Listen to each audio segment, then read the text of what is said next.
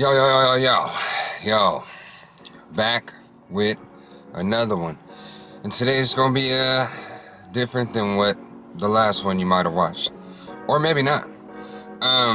So today we going into the ride sphere and we gonna check out this 1998 Tower of Terror ride that had an accident. So we gonna check that out. Like, subscribe, we're going to 100,000 and we are shooting there like a star. Like a star. Anyways, let's get to it, man. Epilepsy warning for flashing lights and colors. For over 30 years, the Twilight Zone Tower of Terror has stood as one of the most memorable thrill rides at the Disney World Resort. Combining features of a drop tower and a dark ride, it is often well regarded as an impressive feat of engineering. But what you may not know is that it was once involved in a serious and terrifying sounding accident all the way back in 1998. It seemed like the 90s was a bad year for amusement parks. Everybody was fucking crashing in the 90s. And it's crazy because a lot of these are just built in the 90s. You know what I'm saying? So these are freshly worked on roller coasters and shit that are just fucking off. This incident led to 7 people being sent to the hospital, but it has largely been forgotten over the years. This incident is a noteworthy piece of the ride's history, and a lesson in how smart engineering can prevent unspeakable disasters. So let's talk about the history of the Tower of Terror and its 1998 accident right here on Theme Park Crazy.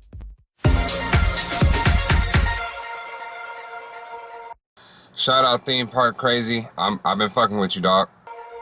Now let's go all the way back to the late 1980s, when the concept of a Disney dark ride got its start at Euro Disneyland, now known as Disneyland Paris. Originally, it was envisioned. Fun fact, I had no idea that there was a Disneyland in Paris. I had no fucking clue at all. Like, what the fuck?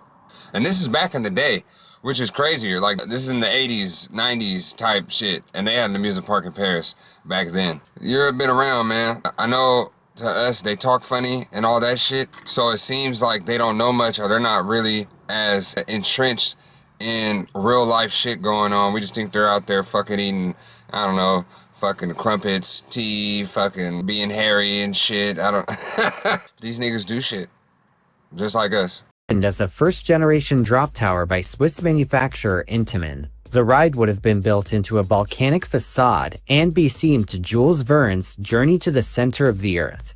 However, budget cuts led to the project's cancellation. I'm not gonna lie, that looks crazy. It looks like a crazy ass, that looks like a crazy ass park. I mean, is that just one ride? I think that's the whole park. But if you look at that tube thing, it's like, what the fuck? I mean, what's going on there? It's like it's going through the tunnel one way. There's another little shaft coming out of it going up and down. I mean, I don't really know what's going on here. Looks like a Waterworld ride or something, like, you know what I mean? Like the movie Waterworld? You ever seen that? Probably not. A few years later, the concept of a drop ride was revived for the recently opened Disney MGM Studios, now known as Disney's Hollywood Studios. The ride would be the centerpiece attraction of a new Sunset Boulevard-themed area. The installation would bring a much-needed thrill ride to the solid but relatively tame lineup of film and television-themed attractions. At one point, Imagineers actually considered building the ride inside of an actual functioning hotel. That way, it could serve a double purpose of being an attraction and expanding the resort's accommodations. However, niggas always trying to find a way to just switch some shit up to make some money. Like, what the fuck you mean you gonna put the ride inside a real hotel? Like, bruh, nobody wanna deal with that shit. Got niggas screaming all on the ride, motherfuckers trying to sleep. You know what I mean? It's not safe either. It's not really safe. What, you gonna use a real elevator and like have it be altered so it goes like hella fast or something? That's dumb. You know, but they were coming up with anything and they were still all off fucking cocaine and shit in the 90s, so they were just coming up with shit. Full purpose of being an attraction and expanding the resort's accommodations. However, this was swiftly ruled out, as they realized hotel guests who wanted to relax would be disturbed by the screams of riders. Still, the concept of a thrill ride that took place in a hotel stuck, and Imagineers wanted to spice up the concept with a horror theme. One initial idea was for a haunted hotel, but this was rejected since it would be too much like the Haunted Mansion. Instead, Imagineers wanted the horror to be more paranormal and psychological, and one intellectual property fit that mold perfectly. Imagineers ended up taking great inspiration from the classic Twilight Zone TV series, and Disney acquired the show's license from CBS soon. Of course they did. Disney acquires the licenses of fucking everything eventually. Twilight Zone is a great show. I've never been to Disneyland. Shocking. But no, I've never been there. I've always heard about this ride though, the Tower of Terror, or I think they might have called it something else later on. I don't know. We'll find out. Soon afterwards, Imagineers were attracted to the show's recurring theme of ordinary people experiencing the extraordinary. The program itself was an anthology series that was a mix of fantasy, science fiction, and horror. Imagineers would end up binge-watching every episode for ideas, and a solid story was soon developed for the attraction.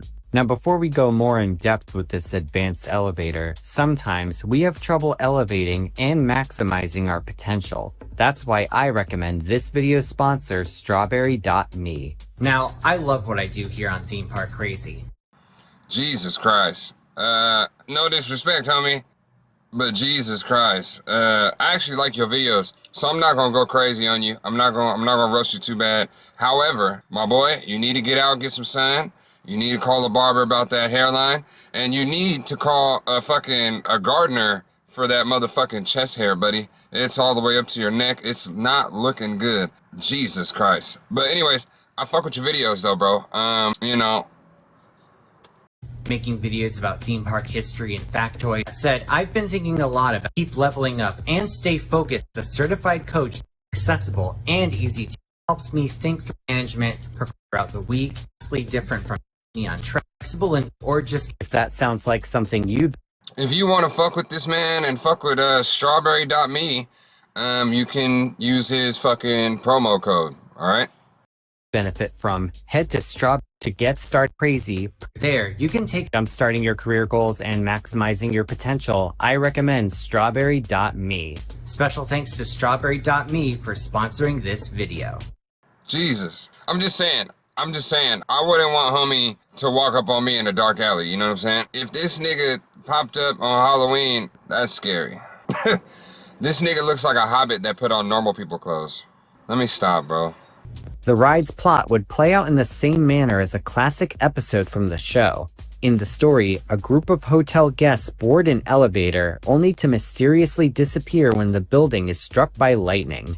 The mark of this lightning strike was incorporated into the building's facade. After entering the hotel, guests are greeted by Twilight Zone host Rod Serling, played on the ride by Mark Silverman, since Serling passed away almost 20 years before its opening. Serling tells the story of the Rod Serling, that man is a legend. That man had the best intros and outros ever. You know what I'm saying? You can't fuck with him. You make a left, but it's actually a right. You open a door. You think it's daytime, but it's night. We're looking now through the veil of the Twilight Zone. You know what I'm saying? Like, bro, it's like, but every actual episode will have its own little fucking breakdown intro and shit. people who disappeared and invites guests to board a maintenance elevator in the boiler room on the second floor. He says, "We invite you, if you dare, to step aboard, because in tonight's episode, you are the star. And this elevator travels directly to the Twilight Zone." After boarding, guests are taken up to an unsettling corridor. Through a Pepper's ghost effect, they see the spirits of the people who disappeared. Riders are then taken up to a maintenance room where the elevator car moves horizontally. The room turns into the fifth dimension, with surreal imagery surrounding passengers. Afterwards, guests enter another elevator shaft and are dropped down the tower multiple times in one of 4 randomly selected sequences. All 4 sequences feature the doors opening to give a view of the park, as well as one full drop down the whole 130-foot or 39.6 meter shaft. After completing the ride cycle, riders disembark on the first floor before exiting through the gift shop. The way the ride worked was Okay, so the ride actually does do like some drop zone shit. where it seems like the elevator shaft just broke and it just dropped you. Me, for one, those type of rides, I never got on and I never will get on. I've never been a fan of like the drop zone and shit. Never been fun for me. I'm not that much of a thrill seeker. I get thrill out of life and doing fun shit, going to the beach, you know, hanging out and shit. Not trying to feel like I'm about to die every 30 seconds. Not for me. Not for me. Way ahead of its time, Connecticut manufacturer Otis Worldwide was brought on to build the attraction's mechanisms. Yes, a real elevator company manufactured this ride. And I ain't gonna lie, I would rather have a real elevator company fuck with a fake elevator, because at least I know they at least know what the fuck a real one works like. And what they were able to deliver was nothing short of innovative. Let's start where guests board in the boiler room. To maximize capacity, there are 4 initial elevator shafts in the back of the building. From left to right looking at the doors, these are named Alpha, Bravo, Charlie, and Delta, or A, B, C, and D. The vehicles are lifted upwards to start the ride through the use of motors and cable drums on top of each shaft. These drums connect 2 cables each to the elevator cars and function the same way as an ordinary traction elevator would. The motor spins the drums, allowing the vehicles to be lifted upwards. Meanwhile, guide rails on the side keep the elevator on its path during the ascent. Each shaft has its own corridor scene as well. B and C scenes are on the 3rd floor, while A and D's are on the 4th. This actually is the entire ride. I thought this whole time he was talking about elevators that just brought you up to the ride. No, the elevators are, this is the ride. The ride is the elevators. This is wild to me. I've never done this ride. If you ever rode this ride, comment down below and let me know how good or bad it is. After the corridor scene, guests are taken up to the 5th dimension segment.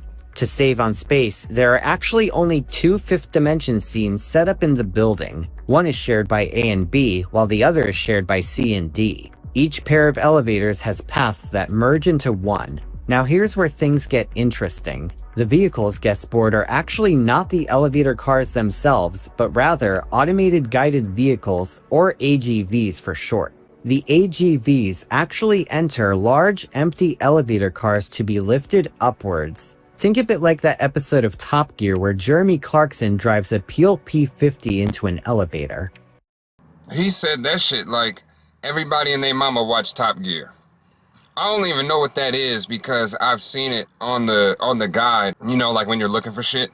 I've seen it pop up, and I might even glanced at a couple of episodes, but to be honest, nobody just watches Top Gear like that, bruh.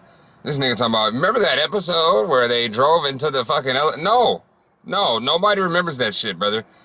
Whew. I'm trying not to diss you, my bad. But I'm just so used to roasting, this is what I do. You know what I'm saying? Oh, man. It's giving off super geek, but you probably don't mind that. But anyways. In the ride's case, a locking mechanism is used to secure the AGVs in place during the lift sequences. For the 5th dimension scene, the AGVs exit the initial elevator shafts and follow a set path on the floor.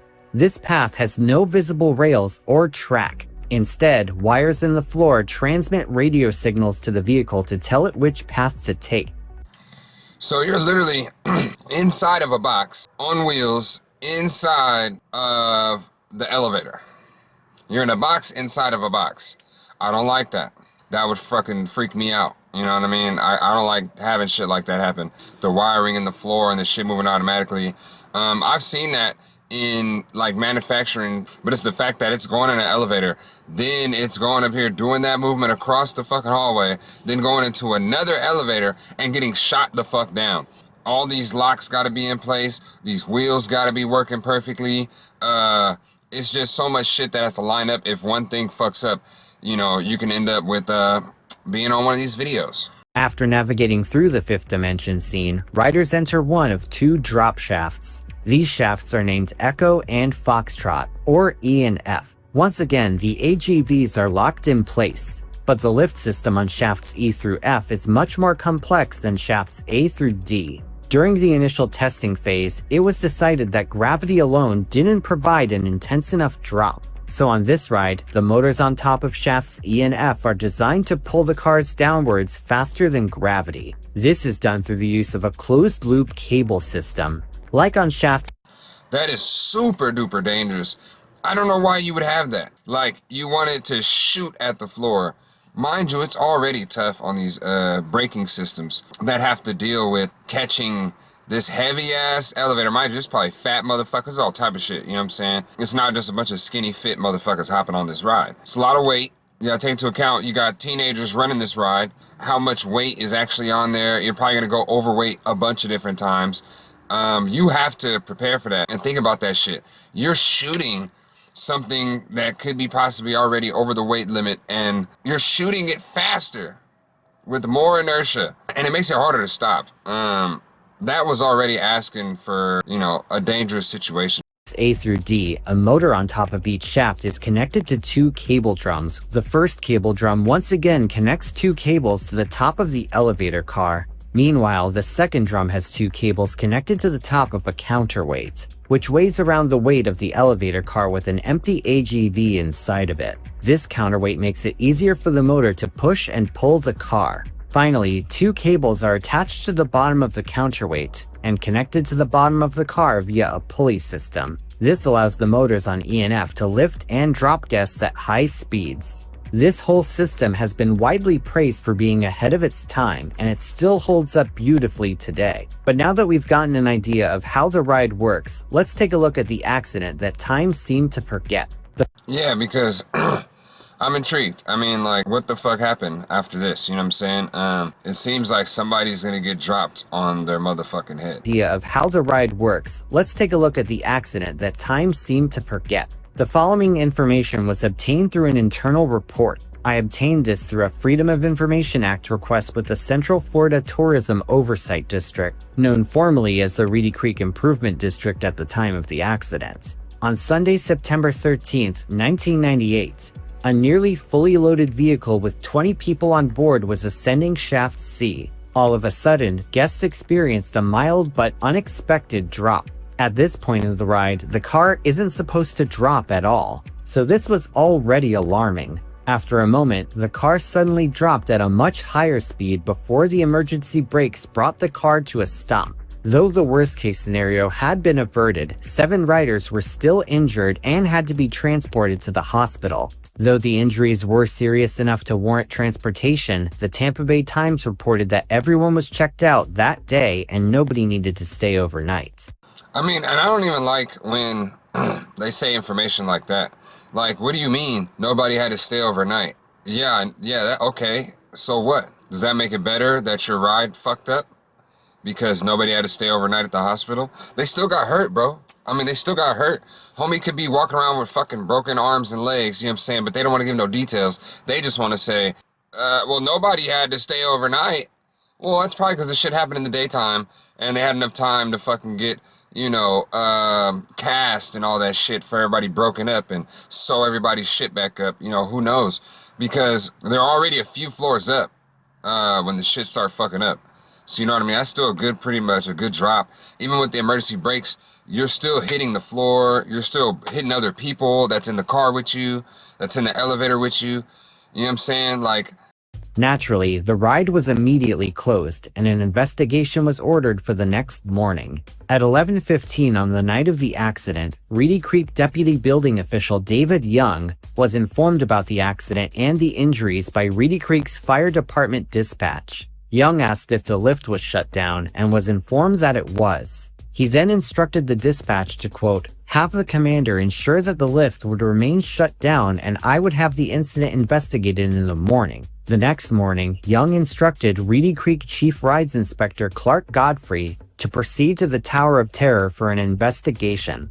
Not long afterwards, Young was told that his presence would be needed as well. Both Young and Godfrey quickly noticed and assessed the damage. As it turned out, 2 of the 3 bolts securing the cable drum's side support suddenly failed. With those bolts broken, the drum shifted out of alignment. okay, anybody who knows how bolts work, what the fuck is a bolt failing? It's not a, it's not a electric thing. You know what I mean? This is all manual and mechanical. It's a fucking steel bolt. Sounds to me like they just didn't screw that shit in right. And they didn't shoot it all the way down, or they didn't shoot it at all. Maybe they just twisted the bolts in there, and they were gonna get the gun to shoot it down, and somebody fucked up. They were high. You know what I'm saying? They probably were on that shit. We're being pushed too hard, and they wanted us to meet with different demands, and they moved up. No. Listen, bolts fucking up. That's all. Whoever put those bolts in there, because bolts don't do that. They're physically incapable of fucking up. You know what I mean? If you put them in there, they're there for years. For years, until something makes them unlodge. You know what I'm saying? Something has to make them come out, or you have to go take another power tool and get those bolts out of there. There's no bolt failing.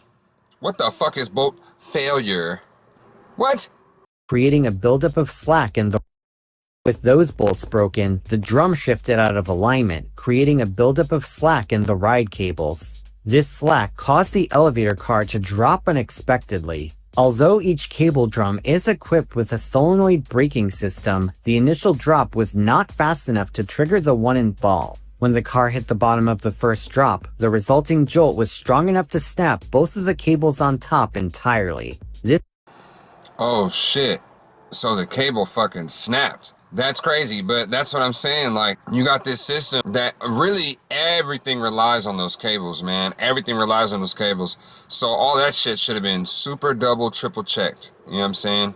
And they just Mickey'd the fuck out of it, you know? The resulting jolt was strong enough to snap both of the cables on top entirely. This caused a second, much more forceful drop. Fortunately, this fall caused the emergency rail brakes on the side of the car to kick in. These brakes worked exactly as intended, bringing the elevator car, with 20 guests aboard, to a sudden stop. To the ride's deserved credit, it is worth noting that these emergency brakes were not the last line of defense. Even if these brakes had failed to engage, the falling elevator car would have created a pocket of compressed air at the bottom of the shaft to soften the descent.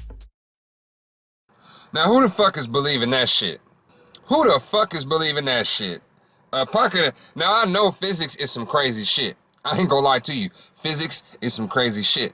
But a pocket of air, my nigga, a pocket of air catching an elevator full of 20 people, falling at accelerated speeds, compressed air. Fuck out of here, bro.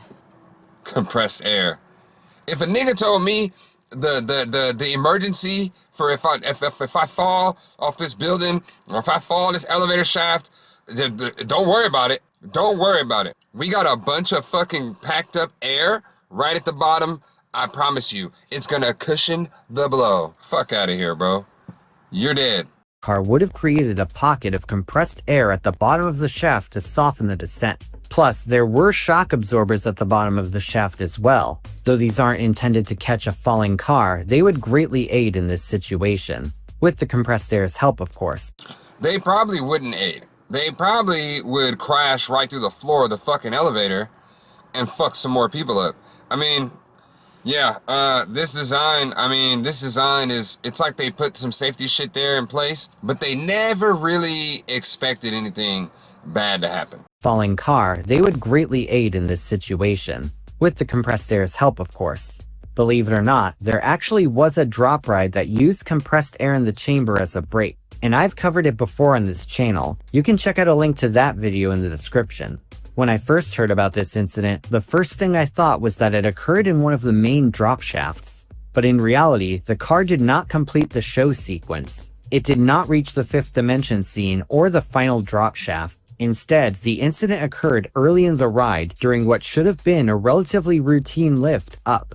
So it was probably even more terrifying for the people who had ridden it before, as first-time riders would likely think it was part of the ride. Following the investigation, Disney engineers quickly replaced the bolts on all 4 show elevators. Bruh, when that shit is shot down, there's nothing moving those bolts. Those bolts are the hardest things to get out.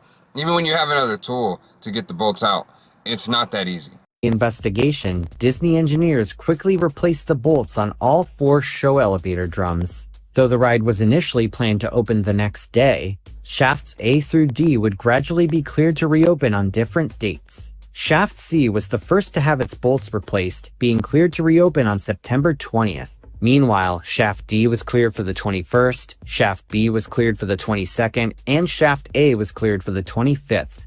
In total, it took almost 2 weeks after the accident for all shafts to reopen. That said, shafts E and F did not have the bolts changed on their drums, likely due to the fact that their lift systems are more robust and have different, larger bolts. Right, man, we ain't finna do every fucking elevator. Like, that's a little bit much. You know what I mean? You might end up fucking up something that's not broke. You know what I'm saying? You know, when something fucks up, you want to go and replace everything that's even similar, but at the same time, you know, leave some of the big shit alone. You're gonna fuck it up more, you know? That said, based on insights I received from James at the Art of Engineering YouTube channel, the culprit is arguably pretty clear. Most likely, the failure was caused by metal fatigue, a common issue in high... Metal fatigue? Nigga, what? This shit was just built. This shit was just built. This ain't no motherfucking ice ride in Arizona, motherfucker. What you mean? Like, metal fatigue? Oh, this is clearly metal fatigue. You know, there's wood rides that are still popping, still fucking going. You know what I'm saying? I've seen rusty bolts on that bitch and everything, and they're still fucking going, shaking, all that shit. They don't give a fuck. The wood rides are still riding. Bro, metal should not be fatiguing anytime within fucking 20 years, bro. Here. Most likely, the failure was caused by metal fatigue, a common issue in high-cycle mechanical components. Over time, repeated stress on the bolts may have caused microcracks that ultimately led to their failure. James also pointed out that these bolts were likely all produced in the same batch, increasing the risk of a wider issue affecting all 4 initial lifts. It's possible that lifts E and F also use bolts from a different manufacturer or production batch, lowering the risk of similar fatigue issues. Here's what James told me. Based on the fact that the ride reopened days after the incident, the failed bolts were sent for testing, and the manufacturer recommended changing the bolts on the remaining show elevators, it would suggest that they likely suspected fatigue failure of the bolts to be the root cause of the incident. However, it's not possible to be 100% certain without seeing the results from the lab. So far as I know, these lab results were never released to the public. Of course they weren't. Because some dumbass didn't screw in these bolts. Some dumbass did not shoot these bolts down all the way. They were fucking drunk, high, or something. They were sleepy, maybe. They fucking Mickey'd the fucking job. And now, in order to cover their ass, Disney's like, oh, well, it was metal fatigue. Bitch, this shit was built a year ago. What metal fatigue? We got buildings up down the street that been there since motherfucking the 1800s. This shit happened back in 98. You know what I'm saying? Like, come on. And there wasn't really an inclination to, since no severe injuries or deaths occurred. That's also why the accident report is relatively limited, and why there was hardly any media coverage. Despite this, incidents like this one are still extremely important to look into, not to scare people or claim a ride is unsafe, but to understand how complex systems can fail, and how they're designed to prevent disaster when they do. When an attraction as sophisticated as the Tower of Terror suffers a mechanical failure, especially one involving injuries, it just goes to show how much stress these systems endure every single day. And in spite of all of that stress, the ride still did its job and prevented disaster. No system is perfect. I ain't gonna lie, it's a lot of stress on the ride. Like I said, motherfuckers are riding it every single day. You got fat motherfuckers going on that they probably shouldn't even be on the ride, but they're getting on anyway. And they're breaking the shit out of shit. This incident, though, definitely was not that. I mean, this is way too new, dude. Metal does not work like that. You can't just fucking snap bolts that fast. It'd be different if they said, like, maybe the cable was overworked and the cable had got ran down and, you know, because it's on the wheel and it got ran down and it broke and blah, blah, blah. But no, they're talking about the fucking bolts. Come on, bro. Those are things that don't break. You know what I'm saying? Bolts don't just fucking break. You know what I'm saying? When you hear about shit going down, it's not because a bolt broke. You know what I'm saying? 9 times out of 10, it's something else. But the bolts themselves are probably not breaking. You know what I'm saying? But the key to guest safety isn't a flawless design. It depends on fail-safes, constant maintenance, and the willingness to act quickly when something goes wrong. For all of Disney's screw-ups, this was not one of them. So while the 1998 Tower of Terror incident may have faded from public memory, it remains a crucial chapter in its history, as well as a learning experience for potential engineers. Fail-safes are crucial. Now it's time for the comment shout. Alright. So, yeah, that was, that one, man. The terror ride, the elevator terror ride. Not that big of an accident. Not that big of an accident, which is actually good. You know, it's not like I'm saying I wanted motherfuckers to die, cause I don't. But it would have been more interesting. But anyways, yeah, man, that's it for that. I hope y'all enjoyed chilling here with me and enjoying that with me. Be careful on motherfucking elevators you go on because you never know. Make sure you just, you know, fucking just check it out. Look at that shit first. You know what I'm saying? You see some shaky shit, don't jump on that motherfucker. But who knows? It might work out. But anyways, that's all I got for you, man. 100,000 subscribers. We are coming for your ass. But that's it for today, man. Holla at your boy.